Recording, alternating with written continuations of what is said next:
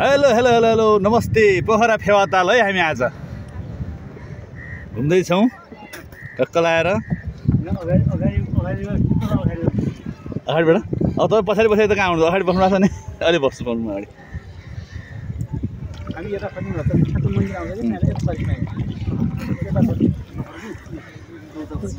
हेर्नुहोस् मजाले आनन्दसित। हल्लियो हल्लियो हल्लियो हल्लियो ल ल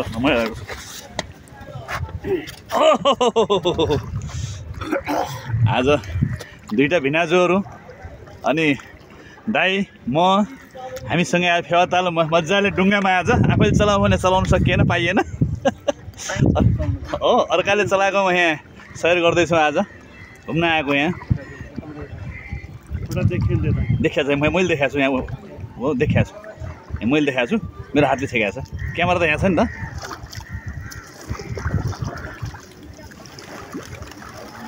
अब हामी जाँदैछौँ मन्दिरतिर। बराई मन्दिर, हाम्रो के मन्दिर यहाँ के भन्छ अरे?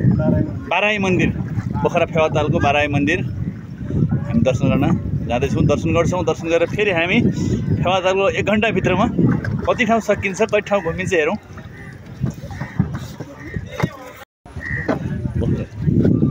सुहाउँदै माइ ल ल मेरो सानो भिनाजु यता हेर्नुहोस्, हेलो भन्नुहोस्। हेलो, सानो भिनाजु हुनुहुन्छ मेरो। अब ठुलो भिनाजु आउँदै हुनुहुन्छ। हेलो, हामी 4 साला भिना अनि मेरो दाइ हुनुहुन्छ।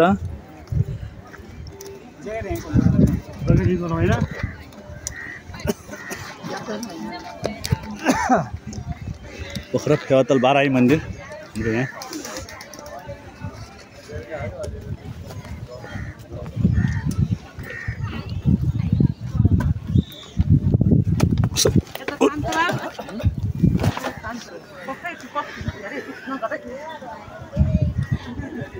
दर्शन गर्दैछौँ हामी आज। अब यहाँ बाराई मन्दिरभित्र दर्शन गरेर हामी दर्शन गरेर हामी फेरि अब निस्किनेछौँ। दर्शन चाहिँ छिटो गरौँ, अलिक घुम्नुपर्छ, डुङ्गामा अलिक घुम्नु पऱ्यो नि। दर्शनमा 1 घन्टा बितिन्छ, भयो बर्बाद भएको।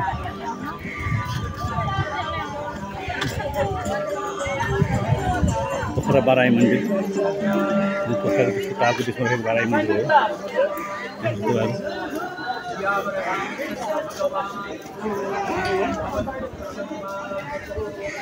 तालको बाराई मन्दिर रहेको छ अनि पुरै ताल पश्चिममा पोखराको फेवाताल रहेको छ।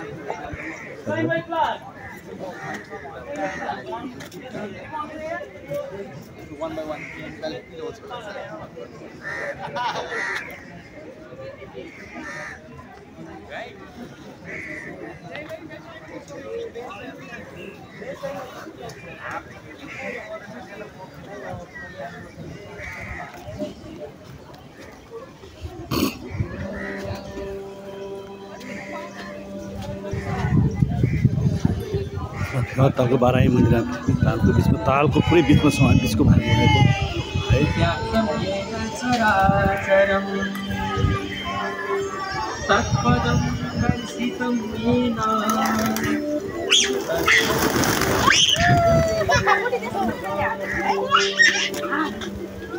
हामी अर्को भेगमा थियौँ, हामी यो भेगमा आयौँ।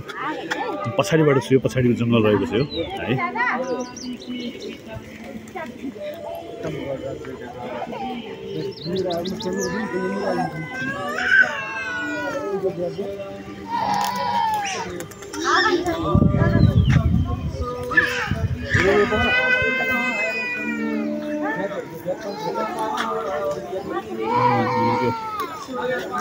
मन्दिर, मेन मन्दिर चाहिँ निर्माण हुने क्रम रहेको छ। मन्दिर निर्माण हुँदै रहेछ यहाँको संरचनाहरू।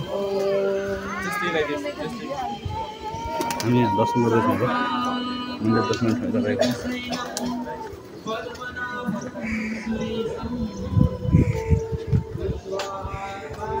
मन्दिर निर्माण हुने कार्यक्रमले गर्दा मन्दिरको अहिले सारेको छ। म आउँछु हजुर।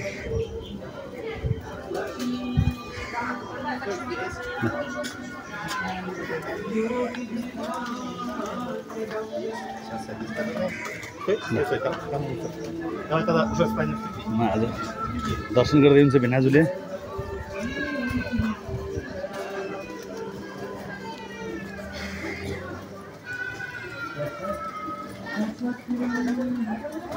दर्शन सक्यो के माग्नु हो त यहाँ अब बुढेसकालमा एउटा माग्नुपर्छ भन्छ नि हजुर फोटो खिच्ने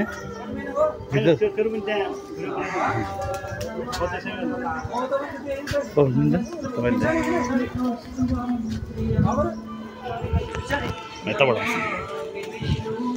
अब म मन्दिर हेरेको रहेछ मन्दिर चाहिँ अब निर्माण कार्यक्रम रहेछ निर्माणको दर्शन गर्ने यहाँ त्यहाँ रहेछ। अब दाई मेरो दाई भिनाजुले दर्शन गरिसक्नु मेरो पालो गरेको म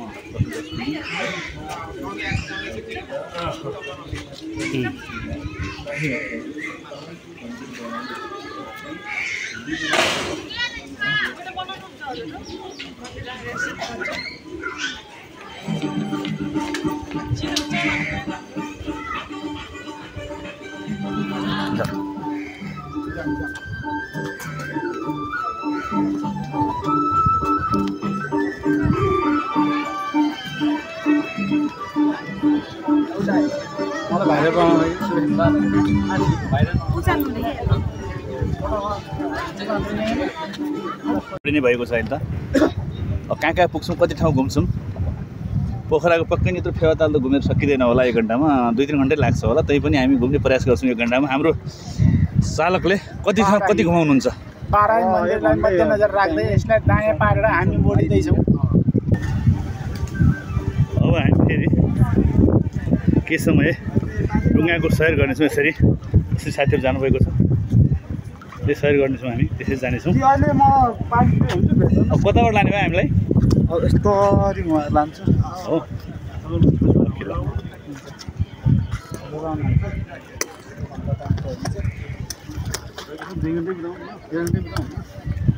त्यस्तो त मिल्छ कि यस बाराही मन्दिरलाई प्रदक्षिणा गर्दै दायाँबाट मोडिँदैछौँ। हामी 1 फन्का लगाएर हाम्रो यात्रा समाप्त हुनेछ। 1 घन्टाको हाम्रो यात्रा हो। अब कति लाग्छ टाइम हामी घुम्दैछौँ घुमेर लास्ट अन्त्य हुँदासम्म कति लाग्छ त्यो अब यकिन पछि हुने नै छ। अहिले त छैन त्यस्तो गरी भयो सानो भेजहरू जाओस् अब अलिकति भन्नु न भन्नु अनि दाजुबाट जाने मान्छेले भन्दैन तपाईँबाट जाओस् न त अलिकति भाइबाट गएपछि पुगेर भाइबाट समयबाट म त बिचको मान्छे ट्याक्टर।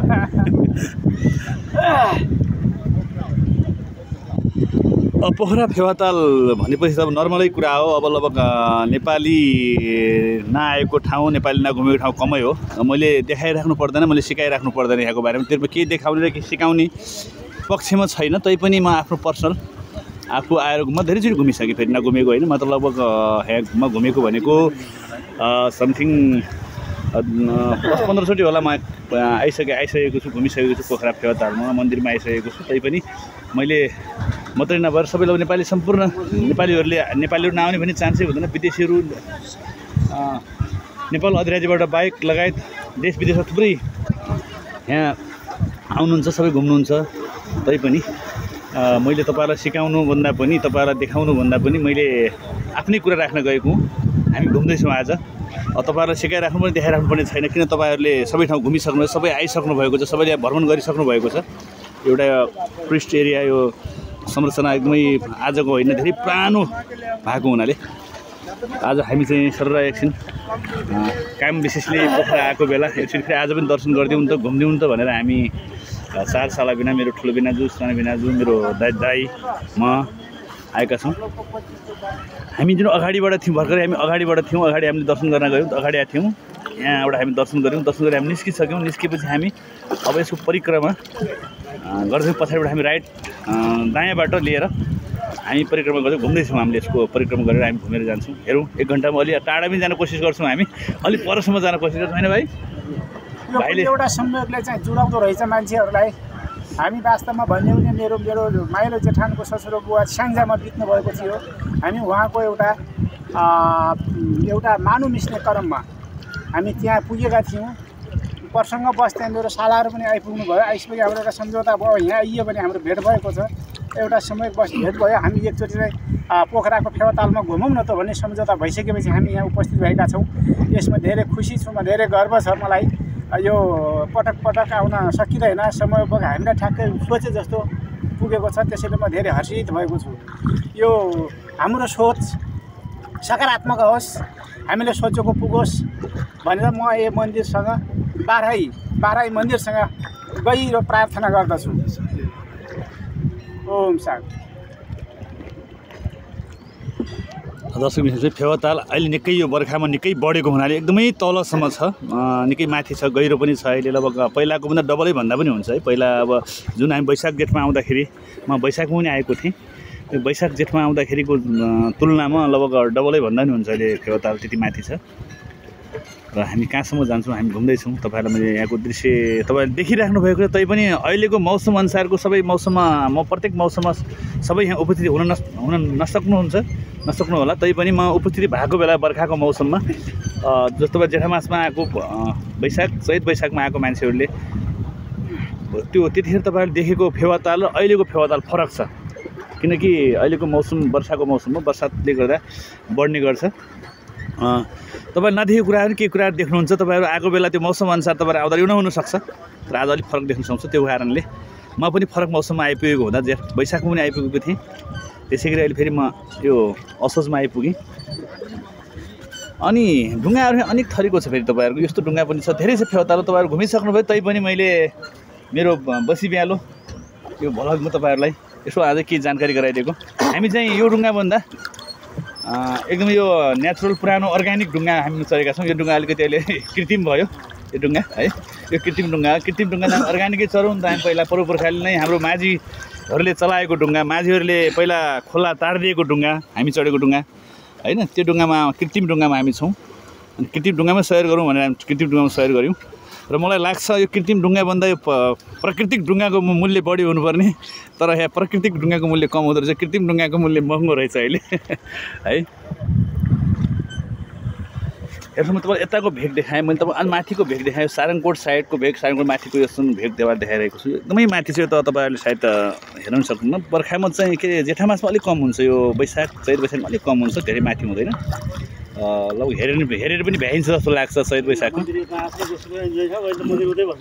अहिले चाहिँ हामीले हेरेर भ्याउँदैनौँ। यो धेरै नै चौडा, धेरै नै फराकिलो होइन, धेरै टाढा छ अहिले।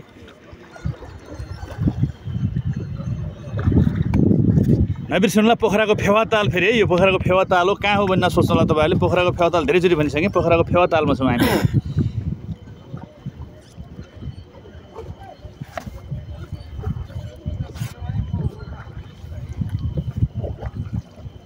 एउटा जिमुल किनेको थियो, अस्ति जिमुल हरायो नि मेरो, मन्दिरमा गएर खेरमा 32 हजारले किनेको मन्दिरमा खैरबाङ जाँदाखेरि छल्ले जाँदाखेरि। अनि तल बिहान सम्झनाले के किन्न थालेँ, तल किन्न थालेँ। बाबुले समाइरहेको थियो, मैले कुरा के गरिरहेको थिएँ। उनीहरूले आमा छोरीले समाएछ भनेको छोडेर गएछ।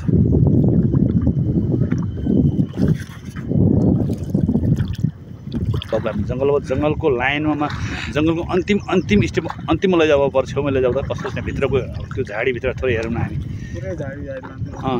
अन्तिम अवलोकनमा हामी छौँ। अन्तिममा जङ्गलको जहाँ बराई मन्दिरबाट पछाडिको जङ्गल देखिन्छ, त्यो जङ्गलको छेउमा छौँ हामी। अन्तिम आइसकेका छौँ है। ऊ साथीहरू त्यहाँ बस्नु भएको छ, त्यहाँ पनि बुक गर्नु भएको छ झाडी।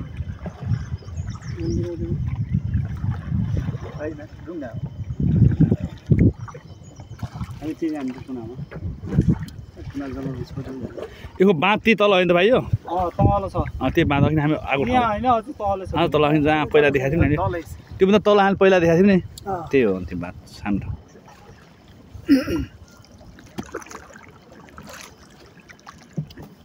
त्यो बाँधबाट हो त्यो खोज, त्यो खोज छ नि त्यहाँ के अरे ऊ भएको के अरे भित्र सुरुङ ती नजिकै होइन, सुरुङ पनि छैन। यो अन्तिम त्यो त्यही हो डिभिसनको। हामी जङ्गलमा आइपुगेका छौँ। यो चाहिँ पानी अमला धेरै पाउँदो रहेछ यहाँ पानी अमलाहरू खुवाइन्थ्यो होइन त यहाँ त अजिङ्गर पनि हुन्छ होला है यो आसपासमा अजिङ्गर पाउँछ यहाँ अजिङ्गर छ है घनघोर जङ्गल छ त यो अनि अघि नै हामी आएको यही जङ्गल पछाडि होइन त दाजु उताबाट पारिपट्टि त नि होइन पल्लो साइडबाट हेर्नुहोस् हामी यति भित्र छौँ एकदमै यहाँ वाल पनि लागेको वाल छ यहाँ ए ठुल्ठुलो माछाहरू बस्ने यहाँ होला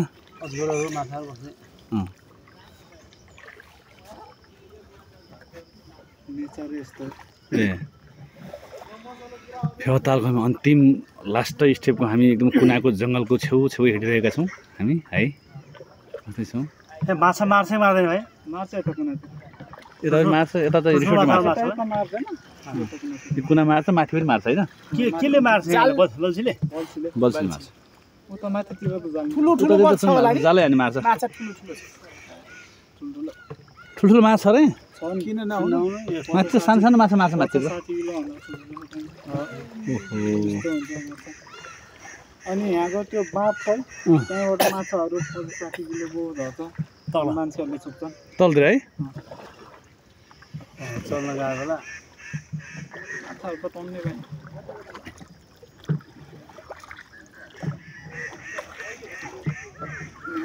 त्यो माथि त्यो पाखमा चाहिँ घुङ्गी धेरै हुन्छ घुङ्गी त्यो के अरे के भन्छ त्यो के भन्छ त्यो थियो नि त्यो पाखमा साइड टन्नै त्यो सङ्की किरा टाइपको क्या सानो यत्रो घुङ्गी ठुलो हुन्छ त्यहाँ सिफ्टी टन्नै पाउँछ त्यहाँ त्यो चाहिँ खाँदैन के अरे यहाँ कता यहाँ खान्छ र कि खान्छन् प्रायः 14 रुले खान्छन् के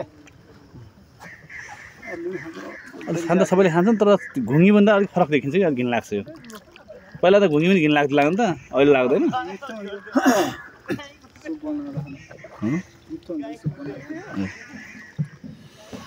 विपद व्यवस्थापन टिम यहाँ पनि बस्छ विपद व्यवस्थापन टिम पनि यहाँ पनि बस्छ र ए रिसोर्ट अलि माथि छ नि होटलहरू यहाँ यसको साइडमा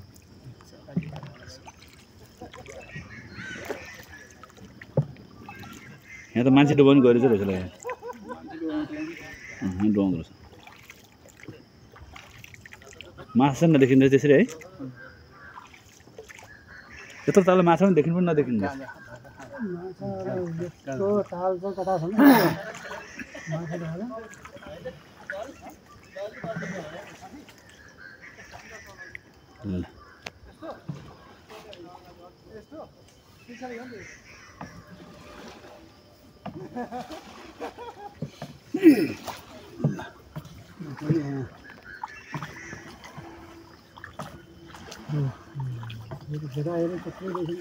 भाइहरूको अनुभव नयाँ अनुभव के छ यहाँको बाबु त्यस्तो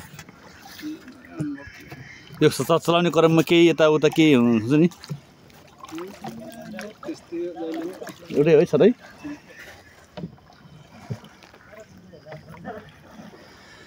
दर्शक हामी तपाईँहरूलाई देखाइसक्यौँ हामी जङ्गल व्यवस्थापन गरेको छ है हजुर कहाँ पोखराको हामीलाई पछाडि भाग छौँ बाराई मन्दिर त्यहाँ रहेको छ हामी उताबाट आएको पछाडि भाग यस्तोमा कसैले धेरै कमाउने कसैले थोरै कमाउने भन्ने हुँदैन क्या होइन बराबर जति चलाउँछ त्यो नम्बर बाई चलाउँछ होला सुनेको होइन साउको अब जतिवटा बोट हुन्छ त्यो अनुसार तल अनुसार